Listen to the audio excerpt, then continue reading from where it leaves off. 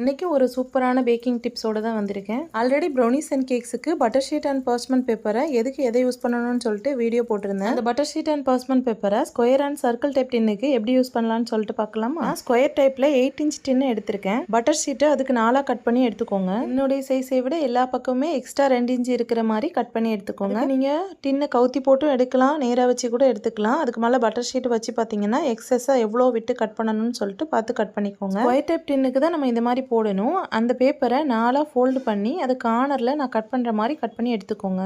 இந்த பேப்பரை நம்ம வந்து ட்ரேயில் ஆயில் அப்ளை பண்ணிட்டு தான் அதை போடணும். சர்க்கிள் டைப் டின்னுக்கு எப்படி போடணும்னா அந்த டின்னை கவுத்தி போட்டுக்கோங்க. ஒரு பேப்பரை ஸ்கொயராக கட் பண்ணிவிட்டு அதை 4 ஃபோல்டு பண்ணி திரும்பவும் ஒரு ஃபோல்டு பண்ணி அதை சென்டரில் வச்சு அது எட்ஜஸை கரெக்டாக மார்க் பண்ணி கட் பண்ணி எடுத்துக்கோங்க. சைட்லேயும் நீங்கள் கவர் பண்ணணும்னா அதை நம்ம கட் பண்ணது போக மிச்சம் எக்ஸஸாக உள்ள பேப்பரை நீங்கள் வந்து சைடில் கட் பண்ணி போட்டுக்கலாம். பாஸ்மெண்ட் பேப்பர் கட் பண்ணுறது ஈஸி தான். அதை நம்ம தேவைக்கு எக்ஸஸாக விட்டுட்டு நம்ம வந்து கட் பண்ணி எடுத்துக்கலாம். அதுவும் இதே மாதிரி தான் நம்ம சைடில் ஃபோல்ட் பண்ணிவிட்டு கட் பண்ணி எடுத்துக்கோங்க ஸ்கொயர் டைப்பில். வீடியோ பிடிச்சிருந்தால் லைக் பண்ணுங்கள். இன்னும் நிறைய பேக்கிங் சம்மந்தமாக டிப்ஸ் அண்ட் ட்ரிக்ஸ் தெரிஞ்சுக்கிறதுக்கு என்னோட சேனல் சப்ஸ்கிரைப் பண்ணிக்கோங்க. யாருக்கு தேவைப்படுமோ அவங்களுக்கு ஷேர் பண்ணுங்கள். நெக்ஸ்ட் வீடியோவில் பார்க்கலாம். தேங்க்யூ.